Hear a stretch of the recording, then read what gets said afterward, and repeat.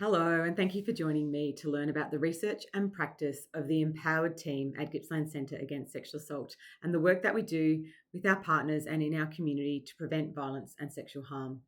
My name is Alicia Gilliland, and I'm the manager of the EmpowerED program at Gippsland Centre Against Sexual Assault in Victoria, Australia. Before I begin, I would like to acknowledge the traditional owners and custodians of the land on which we are meeting and pay my respects to elders past and present.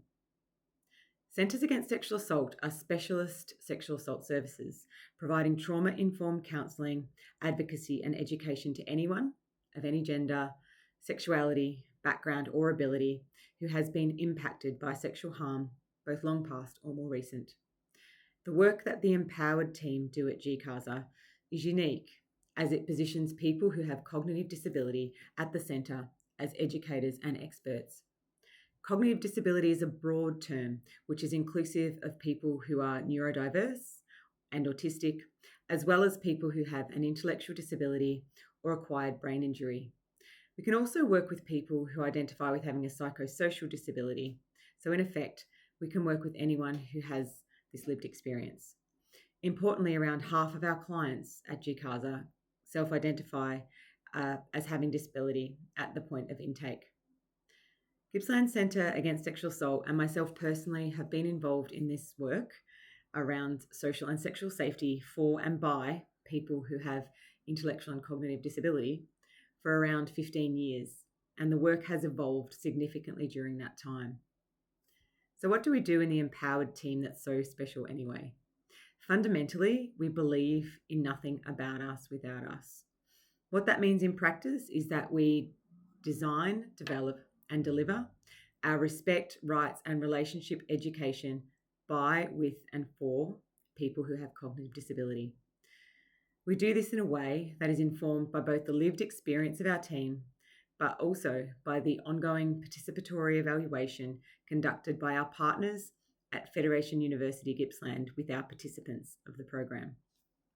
We do this in partnership with our community, both with lead organisations such as Gippsland Disability Advocacy, as well as many grassroots disability service providers and community-based organisations.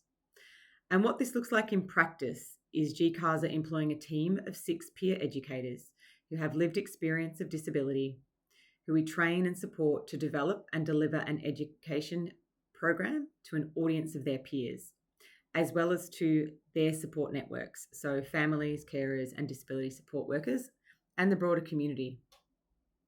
Lived experience leadership is rightfully an idea whose time has come, and having been part of this work for a long time, I can say without a doubt that when our peer educators sit in front of a group of people who also have cognitive disability, watch one of our video stories on topics like consent, types of relationships, family partner and sexual violence, or reporting a sexual assault, and then facilitate a discussion with that group in exactly the way that that group wants that to happen, responding to the questions that are posed by the group, that this presents an opportunity to speak about these topics and issues in an inclusive, positive and supported way, and that this can be a game changer in the experience of someone who has a disability, understanding their own relationships, understanding consent and understanding safety.